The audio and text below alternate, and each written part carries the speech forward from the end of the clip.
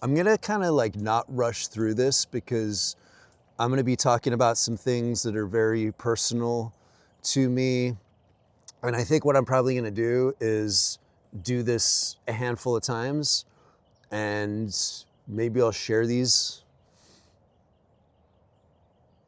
I don't know if that's a good beginning or not. The main thing I want to do with this is help the person who's watching it feel seen. So I'm going to tell my own story, but I don't want it to feel like I'm trying to get attention, or because it's not about me. That's the thing. And so that's why I've been struggling to do this. But what I want to tell you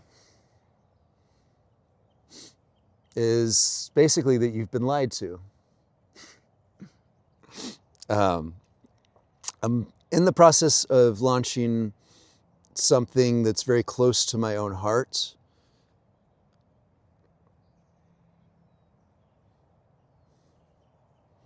It's the most meaningful thing I've ever worked on in my life. I know there's an audience for it. I'm actually just looking for one client right now. And I know they're out there.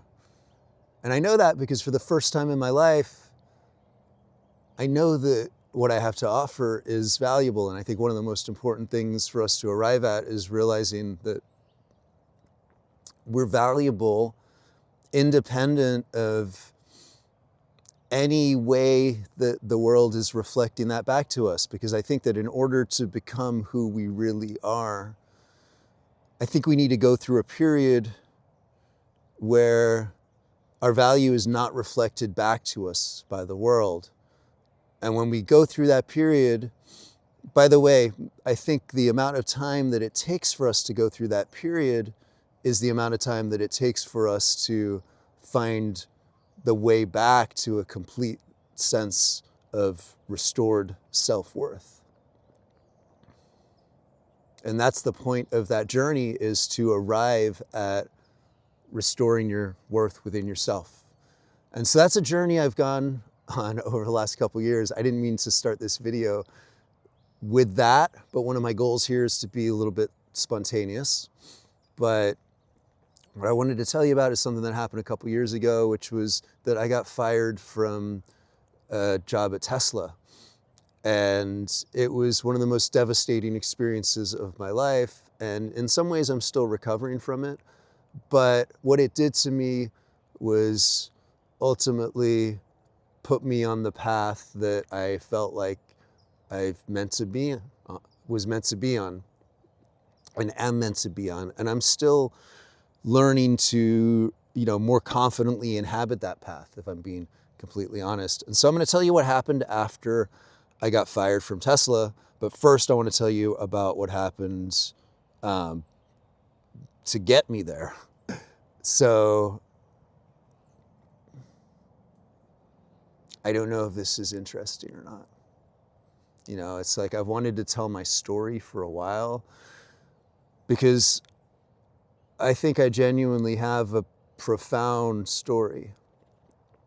I've got an amazing story, and I've arrived at a point in my life where I've finally accepted that, but I keep getting hung up on like the vanity of trying to be someone out in the world telling my story. And that's probably a place that a lot of us get stuck, because I think a lot of us have remarkable stories, but we're not putting ourselves out there to tell our stories in ways that allow us to get the attention we need.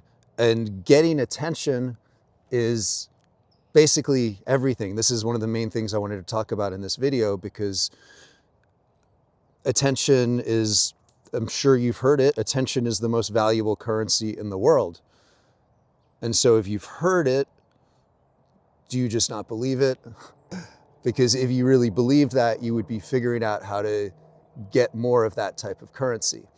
And that's the type of currency that helps businesses become successful. It's the reason that the world's first trillionaire is a trillionaire, because he's a master of that currency. And it's the same with everyone who's having the biggest impact on the world right now is that it's because they understand how to get that currency. It's not about money. And the reason they have a lot of money is because they've mastered that other currency. And so this is what I really want to help more businesses understand, because I had a journey, and the thing that took me to Tesla was that I helped build Ring. I helped create the Ring video doorbell and helped scale Ring, which is where the name for my agency Scale comes from. Helped scale Ring from 100,000 customers when I joined, and Ring had just raised their Series A, to around 35 million when I left Ring to go to Tesla. And I played a big role in making that happen. And I understand as deep as anyone, I would say, why it happened. And I investigate things very deeply. So at Ring, I understood how and I played a role in doing it. And I built the teams that helped us grow the way that we did. And I developed the processes that ran our teams as we scaled, and that helped us stay organized and do a really great job of keeping people connected with one another around the world. And we had teams in, I want to say like 10 different cities around the world, but we had processes that kept us not just working on the same cadence as one another, but but connected, emotionally connected. And look up Google's Project Aristotle from, I think it was 2015. And what they discovered was they studied successful teams across Google, hundreds of teams, to answer the question, what makes a team successful? And what they found was that the number one quality that makes a team successful is, maybe you already know the answer, but the world doesn't look the way it should based on the results of this study, which said that the number one quality of a successful team is psychological safety. And so we knew that, and we created environments that helped people feel like themselves. And one of the other important things about Ring is that our leader understood what type of a leader he was, and he understood how to empower others to lead, and how to lead with a particular quality, how to lead in a particular way. And he led by example. And he was a wonderful leader in that way, and he empowered us. And that's why, that's the simplest way of putting it. That's one of the reasons that we grew Ring as quickly as we did, because he empowered each of us to be a CEO. And it was the first time in my life that I'd gotten to take all of my skills, and I'd spent 15 years in advertising, and I'd worked on a few startups at that point, so I was starting to understand that space. But it was the first job I'd ever had where he said, do whatever you can do to help grow this company, to help me grow my company. Use your skills in whatever way, whatever resources you need. It was like, I trust you. And he was just he was just trying to raise money. All he was doing was trying to raise money constantly. And so he was never there. And it was just like, I trust you, just make it, this is my baby. His heart was fully in it. He had every ounce of him in it.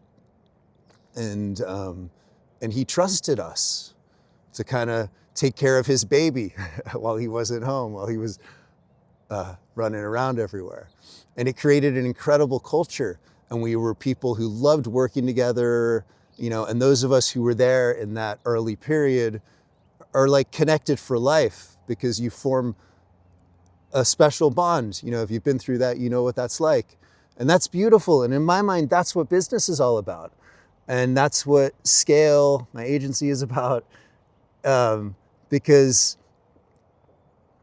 we forget, and it's the magic that makes us successful. And then when we become successful, the money and the success end up sort of overshadowing the thing that made what we were doing great. And so, in my mind, there's kind of too much of that happening in business. And so it's it's sad to me and it brings up a lot of difficult emotions. And it's one of the reasons it's been hard for me to do this, honestly, because I see a lot of friends in the tech industry suffering who are so capable and who could do so much and be impacting the world in so many ways, but feel so limited by the constraints of their roles. And that's one of the things I'm here to talk about, because what I saw on my trajectory from sort of growing Ring and then getting acquired and then going to Tesla, and Tesla basically somehow found me and they said, we want you to do what you did at Ring, but for solar and for sustainable energy. And I was like, this is something I never imagined could ever happen in my life. But this is the opportunity I've dreamt of my whole life, to go and use my God-given talents and abilities to now go to the next level and help make the entire world more sustainable. I was the most naive person in the world because I thought that Tesla is this place you go to really help make the world better. And that's how it probably still appears to a lot of people. It was an environment unlike anything I've ever experienced in my life. And maybe I'll talk about that separately. But, you know, I was really there and I was sort of talked into going there. I was recruited very aggressively. And it was under the auspices of, you will be able to have a big impact here. We really value what you did there at Ring. We value who you are. And it was a long interview process, you know, and they let me meet a bunch of different people in the company. And it was all very reassuring. Like, if you come here, you're going to have a great experience. You know, we're going to, you know, it's hard for me because it's kind of like you realize in hindsight how you were swindled. And I think a lot of us get swindled by companies. You know, you kind of get like wined and dined. They give you the song and dance. And it's kind of like the big sales pitch. And then you get on the inside and it's like, all right, buddy, now you're here. Ha! You moved your life. Let's get to work. Yeah, that sounds horrible. But it's kind of like that. You know, I think it's kind of like that with a lot of companies. And so one of the things that scale is about, and it's a sore spot for me, and it's a wound that I'm still healing.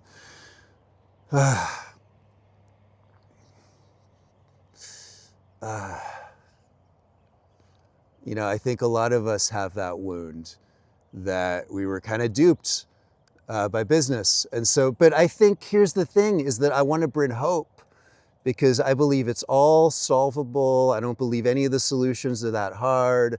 I think if you're invested in AI, and I know everyone's freaking out right now because we've put 50 billion or whatever into AI. I'm not really that qualified to speak to AI the way I'm trying to here. But what I'll say about AI is that my understanding is most of the automation that companies have been investing in is not returning the results that they were hoping for. And it's causing more anxiety. And it's not a big surprise, right? Because what's the point? You know, we know it, we just haven't, we're not talking about it, that we've gotten so focused on optimization and speed that we've forgotten that the most important thing is not how fast you're going or how efficiently you're doing it, but the most important thing is, what are you actually doing, right? And the biggest problem is that too many of us don't know exactly what we're doing. And that was, you know, that's why so many AI automations are failing. Let me know, please, if you think I'm off base, but this is how it seems pretty obvious to me. And I'm just shocked that more people aren't talking about this and doing something about it. But that's why I'm doing Scale, because from my perspective, it's an opportunity to help fix. So it's like, you don't need to stop your AI automation. You don't need to stop what you're doing with AI. You don't need to, you know, scrap your strategy. I'm sorry.